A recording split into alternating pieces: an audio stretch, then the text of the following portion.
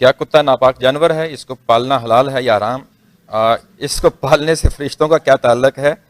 کیا اس کو ہاتھ لگانے سے وضو بھی ٹوٹ جاتا ہے؟ مسلمانوں کو بھی کن کن مسئلوں سے دلچسپی ہے؟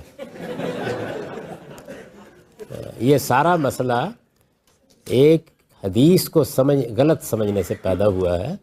دیکھیے، ہمارے دین میں جان کو اور کسی جاندار کو بڑی اہمیت دی گئی ہے۔ میں نے ابھی آپ کو بتایا کہ قرآن نے بھی یہ اعلان کیا، اور رسول اللہ نے آخری خطبے میں جس اعلان کا انتخاب کیا وہ کیا ہے؟ جان، مال اور آبرو کو حرمت حاصل ہے۔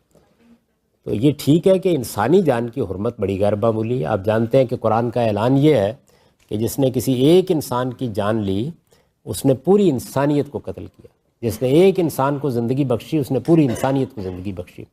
جاندار کی جان کی بھی ایک حرمت ہے، یعنی ہمارے دین میں جاندار کی جان، سوائے اس کے کہ آپ اس سے گوشت حاصل کرنا چاہتے ہوں یا وہ آپ کو ایذا دے رہا ہو اور اس کے ایذا کو آپ ختم کرنا چاہتے ہوں، ان دو صورتوں کے علاوہ کسی جاندار کی جان نہیں لی جا سکتی۔ کسی جاندار کو آپ پالتو بناتے ہیں تو کسی مقصد سے بنائیں، یعنی آپ گھوڑے بھی پالتو بناتے ہیں، مقصد سے بنائیں، ایک بات۔ دوسرے یہ کہ کسی جانور کو بے مقصد باندھ کر نہیں رکھا جائے گا۔ جب آپ نے اس کو پالتو بنانا ہے تو آپ پالتو بنانے کے لیے پہلے تو یہ طے کیجئے کہ کس مقصد سے آپ پالتو بنا رہے ہیں، یعنی محض جانور کو اذیت دینا مقصود نہیں ہونا چاہیے۔ آپ اس کو ٹرین کریں، بڑی اچھی بات ہے، لیکن جب آپ اس کو پالتو بنا رہے ہیں تو مقصد ہونا چاہیے کوئی اس کا۔ اور دوسری چیز یہ ہے کہ اب آپ نے اس کو ظاہر ہے باندھیں گے تو باندھنا ہے، ایک مقصد کو سامنے رکھیے، اور دوسرے اس کو جو حقیقی ماحول ملنا چاہیے وہ دیجئے اس کو، یعنی آپ اس کو ایسے نہیں باندھ سکتے۔ تو کتوں کے معاملے میں عام طور پر لڑکے بالے مدینے میں بھی یہ کرتے تھے کہ کتے کو ویسے ہی باندھ لیا پکڑ کے، تو رسول اللہ صلی اللہ علیہ وسلم نے فرمایا کہ کسی ضرورت کے بغیر کتے کو باندھ کر رکھنا یہ بے رحمی ہے، کسی آدمی کو ایسا نہیں کرنا چاہیے۔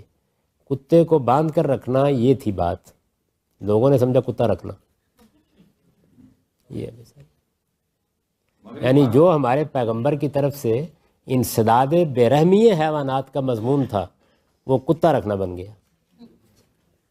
ورنہ آپ خود سوچیں کہ قرآن مجید نے اصحاب کاف کے کتے کا خاص طور پر ذکر کیا کہ وہ غار کے منہ پر بیٹھا ہوا تھا اور کلبہم باسط ذرائع بالوسید۔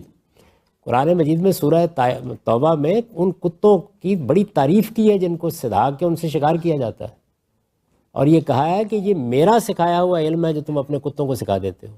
ان کو اتنی عزت بخشی ہے کہ اگر کتے کو شکار پر چھوڑتے ہوئے میرا نام لے دو گے اور وہ شکار کو پھاڑ دے گا تو حلال ہو گیا۔ اس لیے کتے سے خدا کو کوئی دشمنی نہیں ہے۔ رسول اللہ صلی اللہ علیہ وسلم نے بے ضرورت کتوں کو باندھ کر اذیت دینے سے منع فرمایا۔